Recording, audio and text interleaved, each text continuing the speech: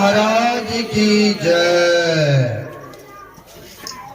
अखंड मंडलाकारं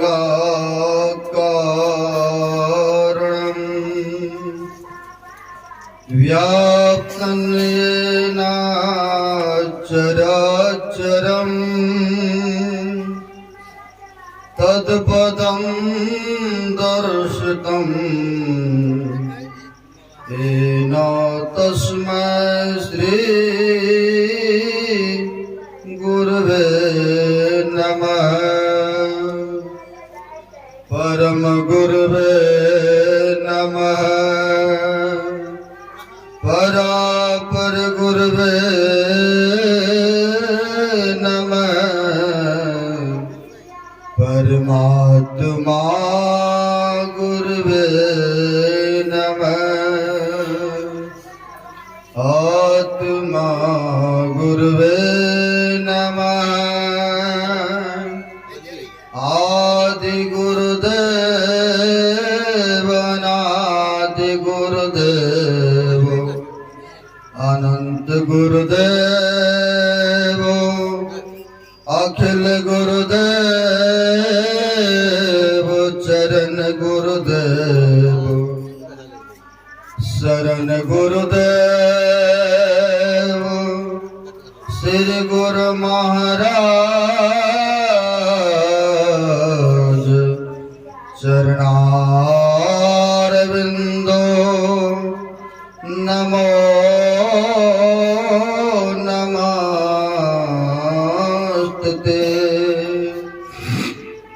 श्री गुरु महाराज चरणारविंदो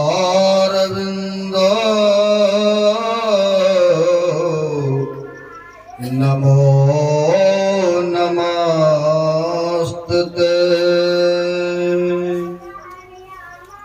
प्रातः स्मरणीय श्री भूषित कनकन देव विराजमान परमात्मा स्वरूप गुरुदेव के पाद पद्मों में असंख्य असंख्य बार नमन है। तीर्थों को भी पावन करने वाले मंचस्थ पूज्य साधु चरण आए हुए सदगुरु के सदभक्तगण सबों को नमन है। बड़े खुशी हर्ष की बात है जो कि श्रद्धेय अरविंद बाबू के छोटे भाई निरंजन बाबू के घर में जो कि इनके पुत्र को पुत्र हुआ है, उसी उपलक्ष्य में यह संतम सत्संग का आयोजन रखा गया है। गोस्वामी तुलसीदास जी महाराज के पास चलेंगे तो वह कहते हैं सुत दारा और लक्ष्मी पापियों के घर हो, संत समागम तुलसी दुर्लभ तो। गोस्वामी तुलसीदास जी महाराज कहते हैं सुत दारा और लक्ष्मी। सुत दारा का मतलब हुआ पुत्र या पुत्रियों का जन्म होना एक पापी के भी घर में हो सकता है। लक्ष्मी की प्राप्ति यानी धन दौलत एक पापी के भी घर में हो सकता है। लेकिन कहते हैं संत समागम तुलसी दुर्लभ तो। अगर जिस बच्चे का जन्म होते ही सार संतों का समागम हो, हरि कथा हो, तो इसे प्रतीत होता है कि बच्चा भाग्यशाली है, पुण्यात्मा है। उनको इस घर में इस संसार में आते ही सार उन्होंने शुभ काम कराने लग गए, पुण्य काम कराने लग गए। तो गोस्वामी जी महाराज कहते हैं कि तुलसी दुर्लभ दो, यह संत समा हरि कथा होना तो वह भाग्यशाली है। सरदे हमारे निरंजन बाबू ने जब पुत्र का विवाह किए थे तो उस समय भी सत्संग भंडारा कराए थे।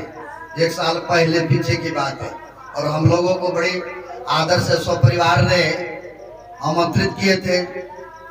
इस बार भी इनको जब पता चला कैसे से आ रहे हैं, आए हुए तो 10 दिन हो गए बिहार प्रांत में, और रहना भी है, अप्रैल तक प्रोग्राम है इधर ही है, तो बड़ी आग्रह किए। हम लोग नौचा के पास मदरोनी में थे और कल भी वही है, परसों भी उधर ही है। तो बड़ी आग्रह किए, तो मैंने 10 तारीख बोला कि हमारे पोते का छठी चिल्ला है, छठियार जिसको मनाते हैं। आप उस समय दे समय मैंने निर्धारित भी कर दिए थे, लेकिन किसी कारणवश से 3 दिन आगे बढ़ाया गया। फिर निवेदन किया, मैं तो इनकार कर रहा था, बोला नहीं नहीं आना ही पड़ेगा, आना ही नहीं है, बच्चे का नाम भी रखना है। मैंने कहा बड़ी खुशी है, जब इतना आग्रह करते हैं, भगा भगा के गाड़ी आए, आपकी लगा मंच पर से आ गया। तो इससे प्रतीत होता है इतने सारे साधु महात्माओं का आगमन हुआ, पदार्पण हुआ, तो बच्चा वास्तव में भाग्यशाली है, पुण्य आत्मा जन्म लिए। और अभी हम लोग सुन रहे थे गुरु महाराज की वाणी को, यही मानुष दे समैया में करो परमेश्वर में प्यार। मनुष्य शरीर से ही वह सुमरन भजन परमात्मा में सने हो सकता है, अन्यथा और कोई जोनी से सुमरन भजन नहीं हो सकता है। यह मनुष्य का शरीर मिला है, बड़े भाग्य से मिला है। महापुरुषों ने कहा है, का जाने तेरा पुण्य प्रगटवा, मानुक तेरा अवतार रे। जब पुण्य के पूंजी एकत्र होता है, इकट्ठा होता है, और तब जाकर के कहीं यह मनुष्य का शरीर मिलता है। कहा जाने तेरा पुण्य प्रगटवा, मानुक तेरा अवतार रे। जब पुण्य के पूंजी एकत्र होता तभी जाकर कहीं यह मनुष्य शरीर पर्याप्त होता है। जुगो जुगों तो भ्रमण करते आ रहे हैं। बड़ा अच्छा महापुरुषों ने कहा है, 1,84 भटकी के अब पांव पर अटके आए, अब की पासा ना फिरे फिर 84 जाए। कहते हैं 84 लाख योनि में भ्रमण करते करते आकर के मनुष्य शरीर में अटके पड़े हैं हम लोग। मनुष्य शरीर मिला है, जो कि रामायण को पढ़ते हैं, उत्तरकांड को हम लोग जानते हैं, 4 खानी में 84 लाख योनि है। अंडज, पिंडज, उष्मज, अंकुरज में 84 लाख योनियां हैं।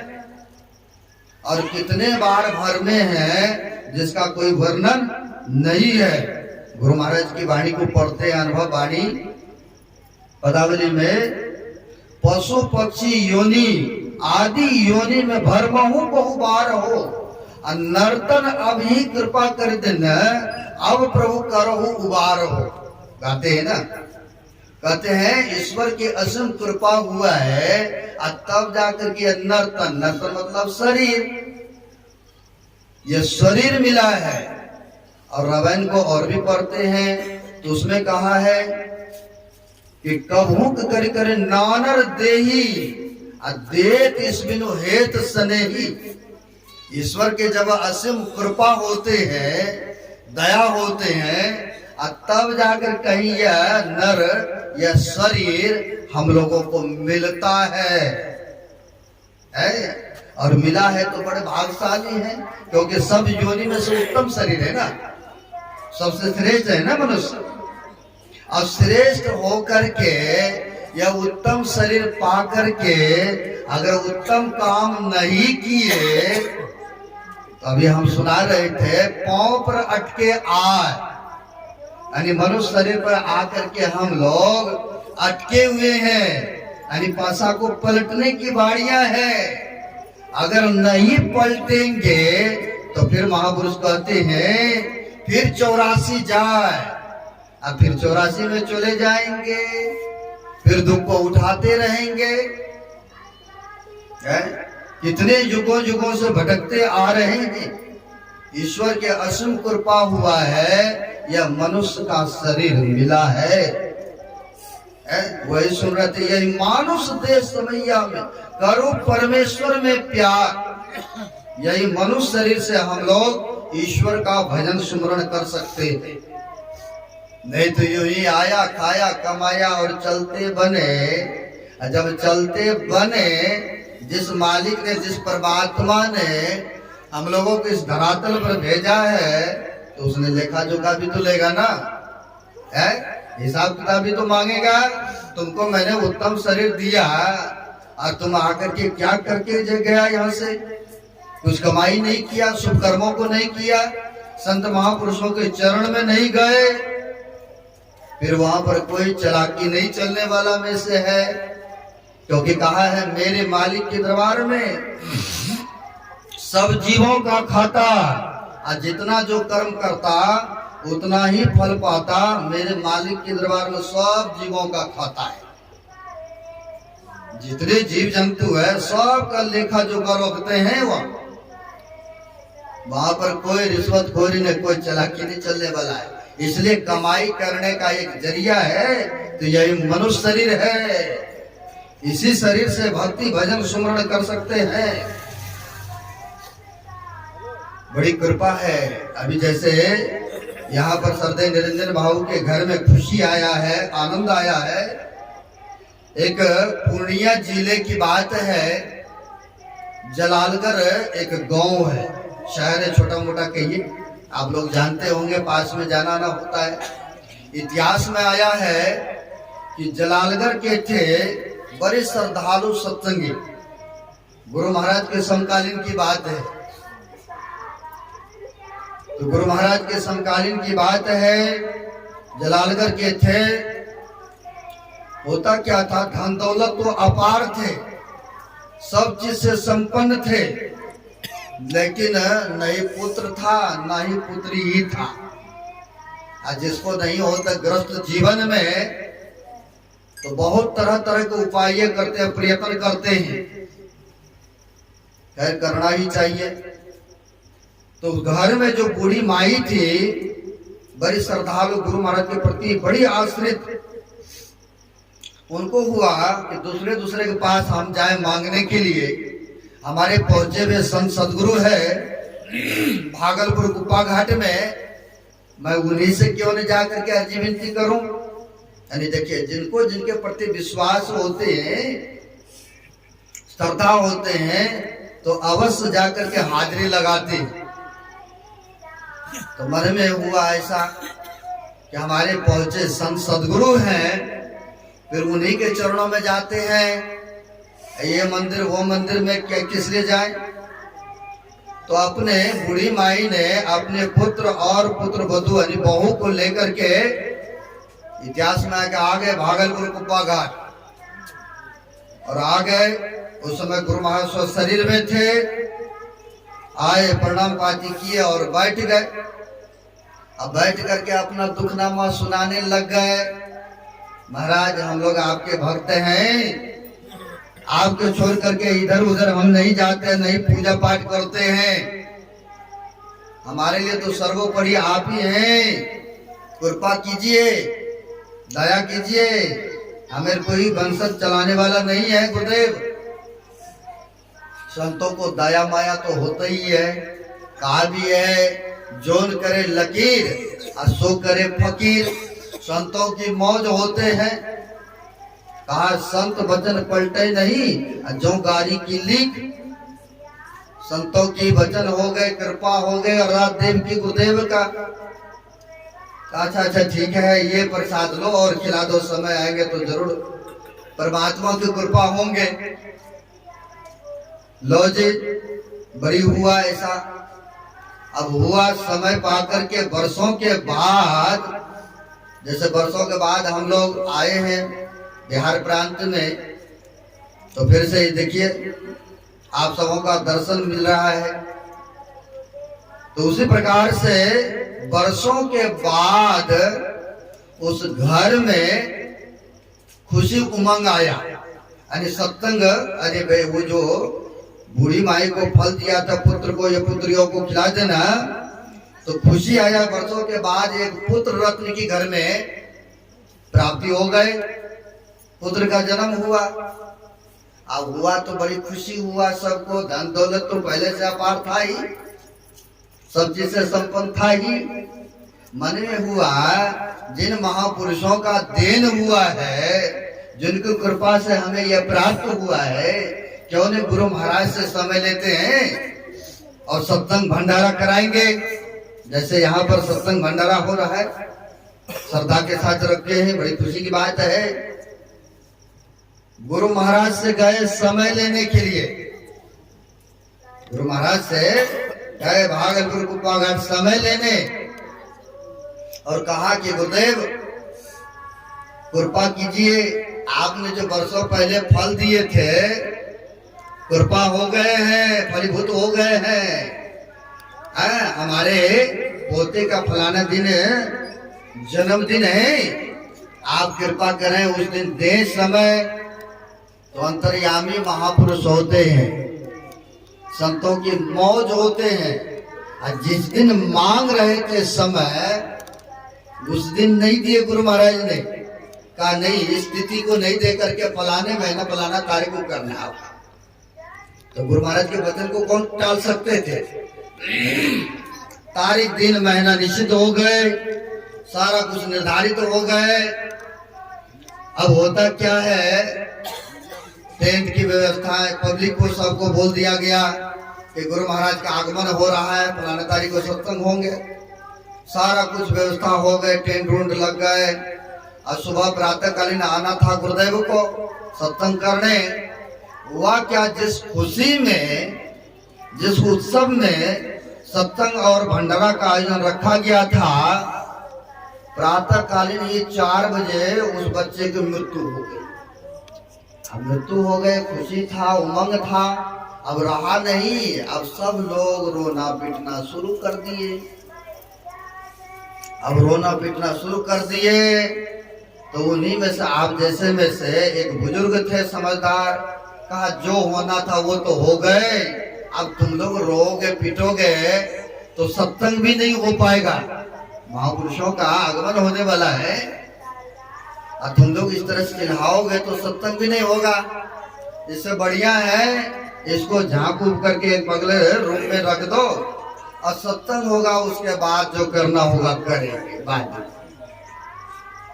लो जी, गुरु महाराज पधारते हैं, आए, वहां पर आए तो इसी तरह से पंडाल लगा हुआ था, सारा कुछ का प्रबंध था।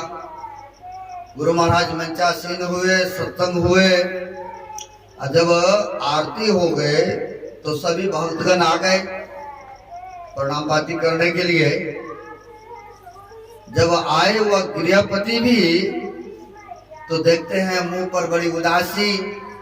हालांकि अंतर्यामी गुरुदेव तो सब कुछ जानते थे, जैसे राम भगवान नहीं जानते थे कि हमारे सीता को रावण ने हरण करके ले गए हैं, कहा तो लंका में रखे हैं, अशोक वाटिका में। फिर भी नर शरीर में आए हैं, नरलीला करते हैं, वृक्ष भालू बंदरों से पूछते हैं, मेरे मेरे गृहिणी सीता को देखे हैं, जानी जाने थे, फिर भी लीला करते हैं। गुरु महाराज के समक्ष में आए गृहपति प्रणाम करने, तो देखा बड़ी उदास। कहा क्या जी तुम लोगों ने बुलाए हो तब तो आए हैं ना, कोई रौनक नहीं दिख रहा है मुंह पर, बड़े उदास हो। इतना कहना था, रोने लग गए। दूसरे व्यक्ति ही कहते हैं, गुरुदेव जिस खुशी उत्सव में यह सत्संग और भंडारा का आयोजन हो रहा है वो बच्चा ही जीवित नहीं रहा गुरुदेव, इसीलिए सभी परेशान हैं और रोने पीटने लग गए। थोड़ा देर के लिए गुरु महाराज भी मौन व्रत में हो गए। बोला अच्छा कोई बात नहीं, ईश्वर की जो मौज है, कहाँ है बच्चा, चलो एक बार दिखाओ।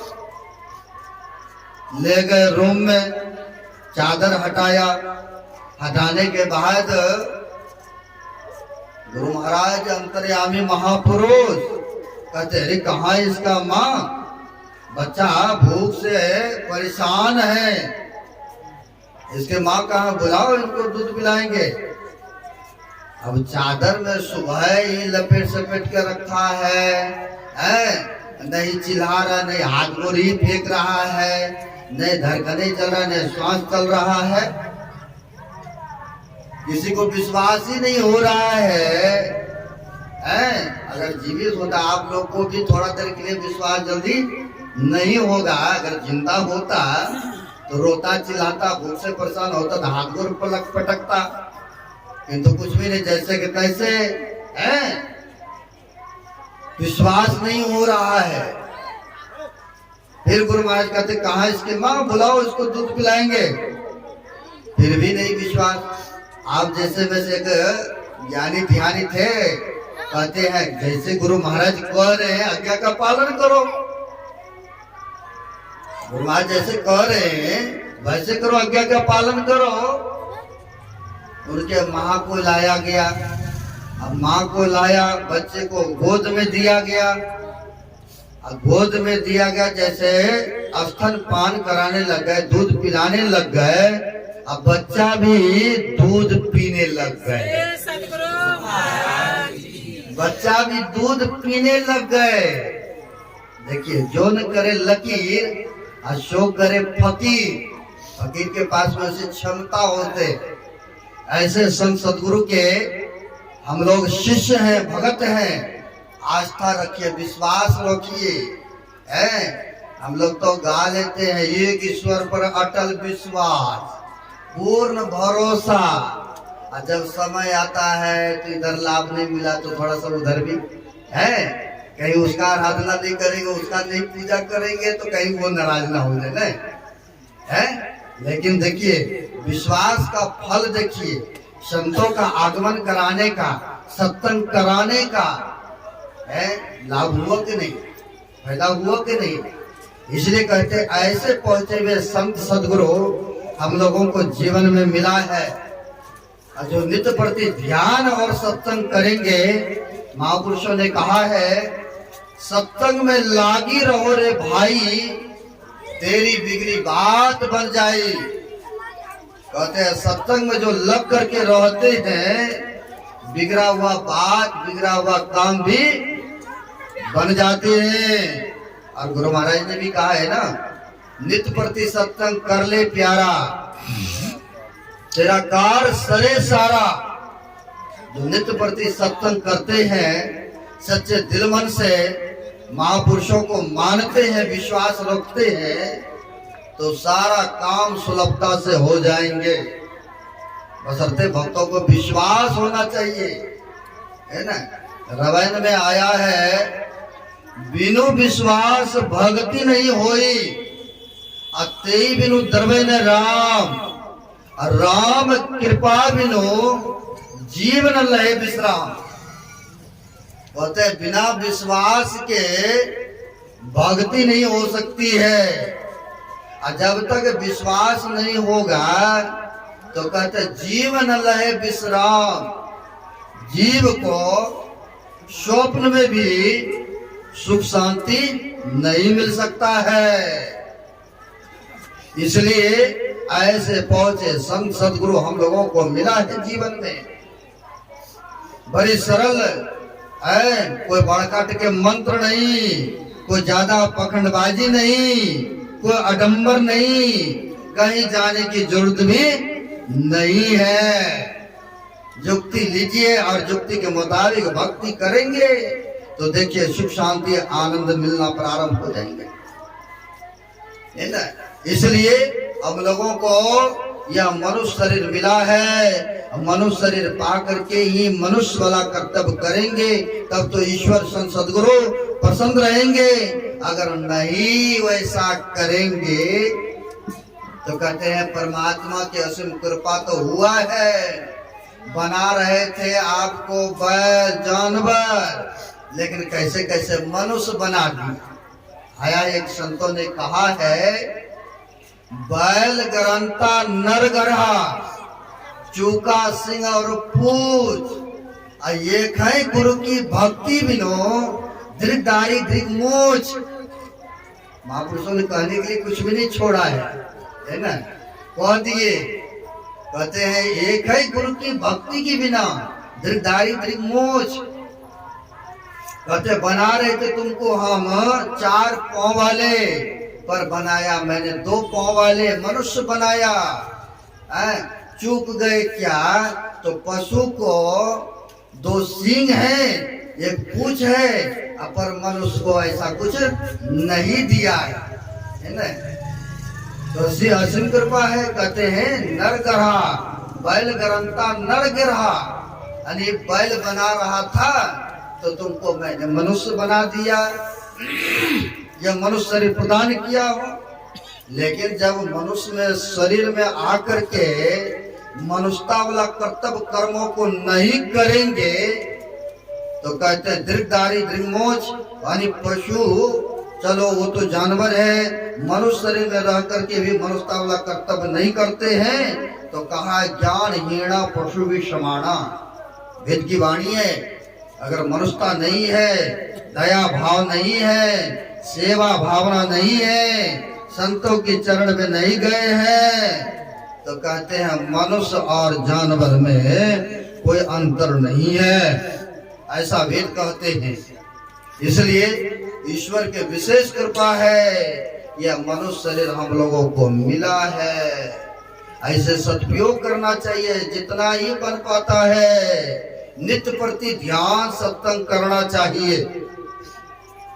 जैसे एक एक रुपया रखते रखते एक दिन 100 के सिक्का बन जाता है कि नहीं।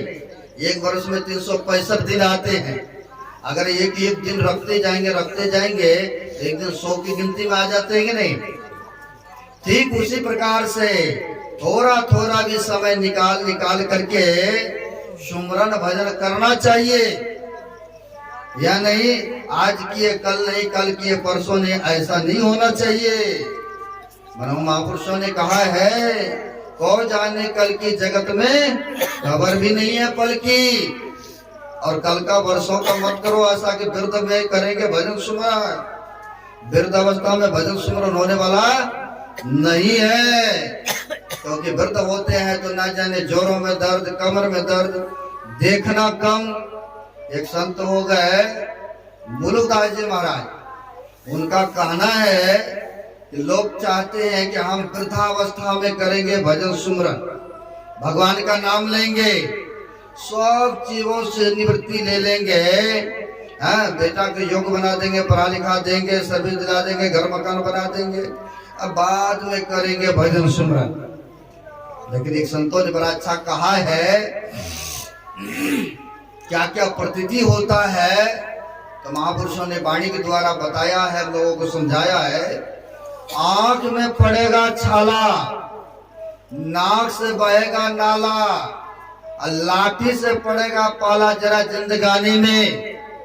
जब वृद्ध होते तो क्या होता है, देखना कम हो जाता है कि नहीं, चश्मा की सहारा लेते हैं कि नहीं है, चश्मा की सहारा लेते हैं, यही तक नहीं कहते लाठी से पड़ेगा पाला, लाठी की भी सहारा लेते हैं ना चलने के लिए।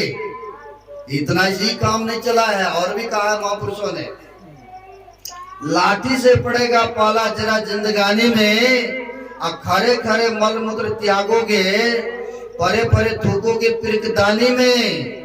जब शक्ति ना रहेगी तो भक्ति क्या करोगे। कहत मुलुकदास भगवान का भजन करो जवानी में।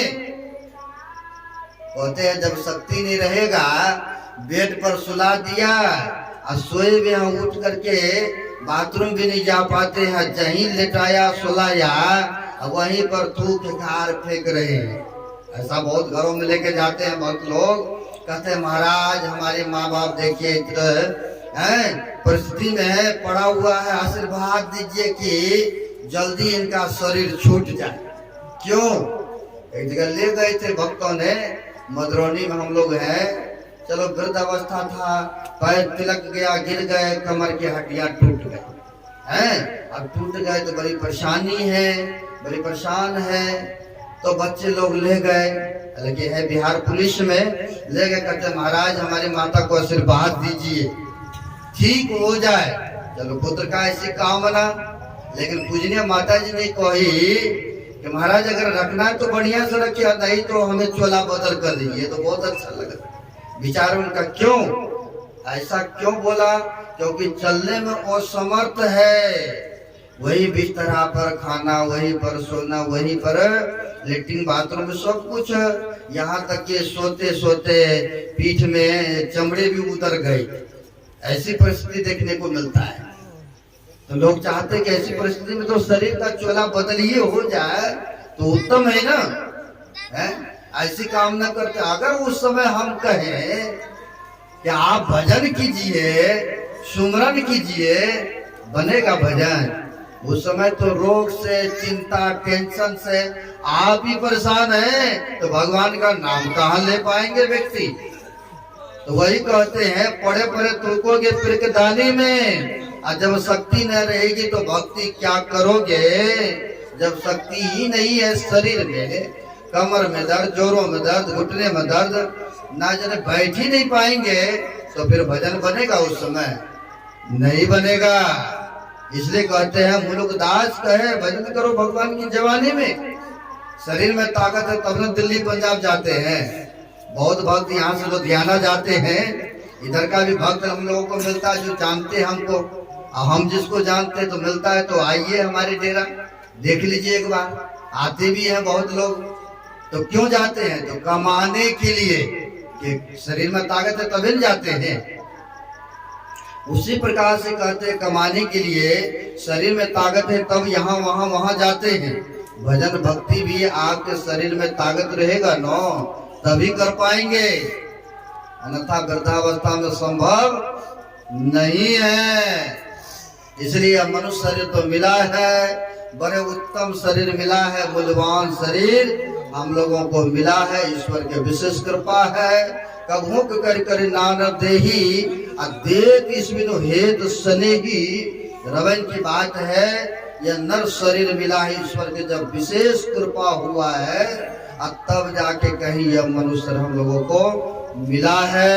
और वही मनुष्य शरीर यहाँ पर भी इस घर में हृदय निरंजन बाबू के घर में नया पुत्र का नया